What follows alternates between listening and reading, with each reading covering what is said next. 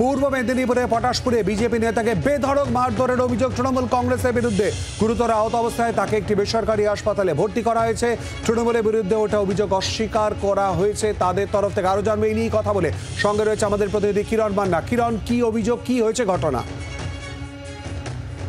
যোগাযোগ বিচ্ছিন্ন হয়ে গেছে, আমরা যোগাযোগ করবো, কিন্তু আমরা শুনে নেবো কি বক্তব্য উঠে আসছে।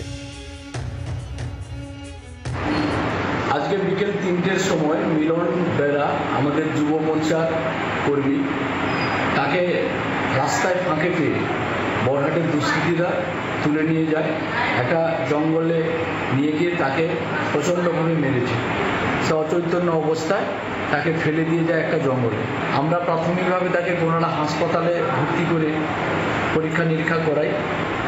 এই নির্বাচনে তৃণমূল কংগ্রেস তার পায়ের তলার মাটি একেবারে শেষ হয়ে গেছে বুঝতে পেরেছে। বিশেষ করে বড়হাট অঞ্চলে স্বতঃস্ফূর্ত গণদেবতার কালকে আশীর্বাদ ইভিএম মেশিনে প্রতিফলিত হয়েছে বলে আজকে এই ধরনের বর্বরচিত আক্রমণ এরা করেছে। কথা বলবো এ নিয়ে, সঙ্গে রয়েছে আমাদের প্রতিনিধি কিরণ মান্না। কিরণ, ঠিক কি ঘটনা ঘটেছে এবং কি অভিযোগই বা করা হচ্ছে?